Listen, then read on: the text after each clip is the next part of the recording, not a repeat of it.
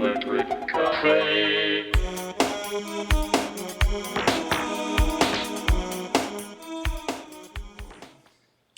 Hey everybody, welcome back to Electric Cafe. Today's day number 28 of my 30-day focus on 60s, 70s, and 80s new age, experimental, and ambient music. Probably a little space rock in there as well. Today is day number 28, so the review is for, make sure I pronounce his name right, Carl Weingarten and Walter Whitney. And the album is called Dreaming in Colors, which came out in 1985. Um, I bought this back. This is the 2018 pressing, and I bought this just based on the artwork. You know, obviously the artwork, it looks very new age, so I took a chance on it, and I was pleasantly surprised. It definitely delivers on the nice artwork. You know, a nice peaceful sounding album for the most part. The inside of the cover here, the two guys themselves. Walter Whitney's from St. Louis, and I'm not sure where Carl's from. Yet. I know he's from America, but Walter is a synthesizer percussionist, and Carl is a guitar player, and also does a few other things like photography and runs his own label and things like that. Um, but yeah, you know, one of the things that's really nice about this album is it's just very gentle, nice. It has a bit of mystery. It has a bit of abstractness in it. There's some organic elements in there. It seems like the guitar is really nice in here too. It's not overly done and it doesn't go overboard. It adds some really nice tones tones into the songs. It sounds like they're really cognizant of the guitar's place in the music, which is important. I think for making new age music, and there's a really nice balance of like again sort of like an organic. Um, you know, I wouldn't say it's overly like you know like oh, it's not overly like spacey or overly organic. It's a nice place in the middle. There's some parts on it that sort of remind me of like Tron, the Tron soundtrack, like the track Pipe Winds, Pathways. There's some tracks in here that sort of um, where the keyboard lead is is on the stronger side, and the effects on it are really dynamic and different, and they really stick out really well. Like when you think of like Tron and stuff like that, it's not as maybe dark as Tron at times, but it is kind of a little bit abstract, and it sticks out in a way where it reminds me of Tron a little bit. Um, but I really like the sounds on the keyboards, especially. Like there's some true sound experimentation going on these sounds. It's what it sounds like to me. There's some a lot of interesting effects and sort of delays and just effects going on certain sounds in here, especially the keyboards again. It's definitely one of the more interesting new age records that I have from like 1980 to 1985. Um, there's just a touch of abstractness and deepness in here, and it never goes over the top and you know just goes all out. You know, it just stays in a nice sweet spot, but it is a little bit abstract, which is really nice because it makes everything a little bit. There's a little bit of mystery in there, a little bit of haunting in there. It's got a nice deepness in here, and the album is very consistent overall. The first side is definitely better than the second side. There's five tracks on each side. The nice thing about the reissue too is it adds a track called Rain Song. On the original cassette and record, there was only nine tracks, and four tracks on the first side and five on the second. There's a ninth track, or the last track, is very short. It's only a little bit under 2 minutes, and so adding the fifth track in there, called Rain Song, it was great to balance it out, and I'm not sure why this was not released originally. It's actually my favorite track on the album too, so it's a perfect addition right at the end of the side one, which really um, makes the first side my favorite side, and it ends on the high point for me. Not necessarily a high point as far as the energy or anything like that, or but it just that song happens to be my favorite. You know, the first track's called Mermaid. It sounds like you're sort of diving into the ocean, although you don't really hear any water splashing or anything like that. It just feels like you're kind of getting immersed into like the sound. It's got a little bit of a sort of sub-oceanic kind of sound in there, and the guitar, makes an appearance, and it does sound like you're going into a new age album. So, um, but it's a little deeper than that. It's a nice balance between the between deeper and sort of new age. I say that a lot, but when new age gets a little cheesy, it you take it to the extreme, like John Tesh or I don't know. There's a there's a lot of cheesy stuff. I just don't listen to them. But people think of new age as cheesy. I mean, right away. I'm sure there's probably a lot of new age producers that wanted to be categorized as maybe ambient or just anything but new age. But a lot of them, we put like guitars on there, and the drums weren't necessarily, because they were electronic. They weren't necessarily, or sometimes they were actual drummer, but for the most part, they weren't like on the way towards like techno or something like that. So they were sort of considered like sort of like a space rock, and then had a guitar over it. And they sort of call it new age, and I'm sure there was a lot of producers that didn't want it to be called new age just for fear of being ignored by um, a large section of music. I remember being in like the record stores and stuff like that, and you go over to the electronic section, and there'd be a couple people over there milling about, and sometimes it was hard to get into certain records and stuff like that if it was at a busy time in a record store. But if it was an older record store and you sort of went into new age, like there was never anybody over there.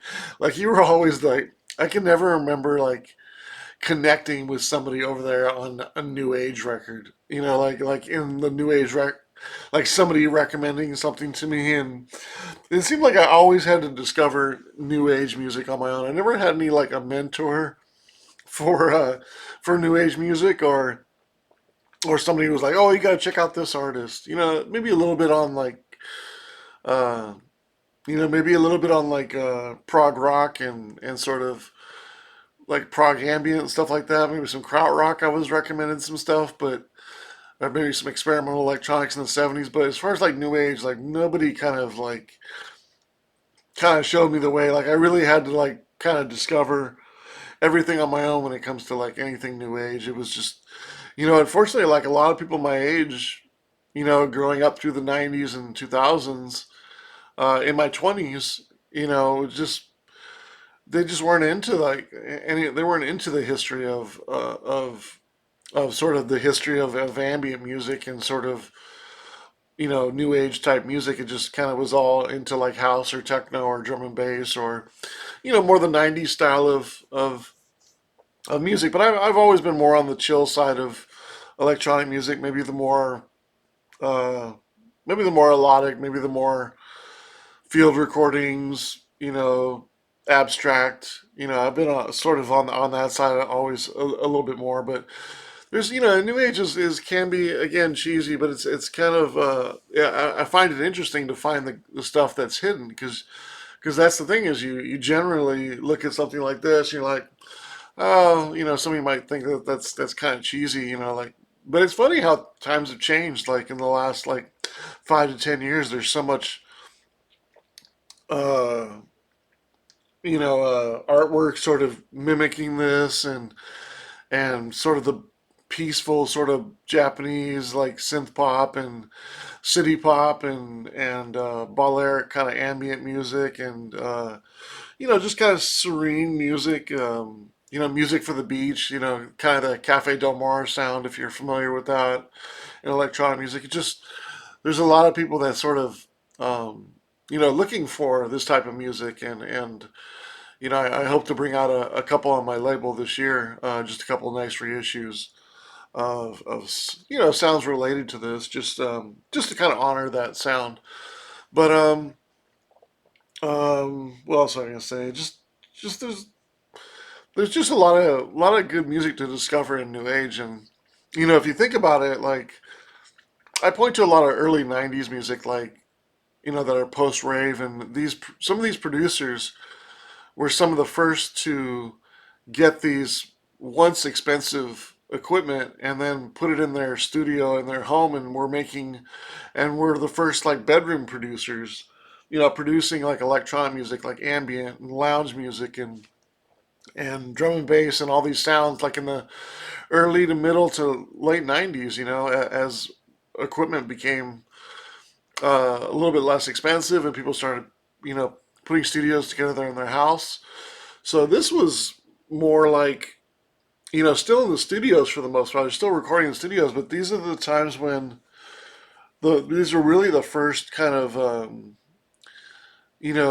generation of producers that are coming into a studio,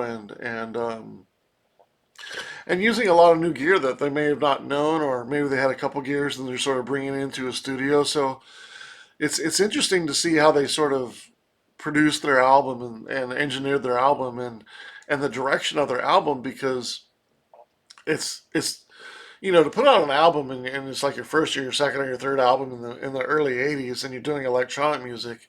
There must have been a big, especially in America, must have been a big pressure to make electronic music sound fairly mainstream, or make it sound like a song or something like that.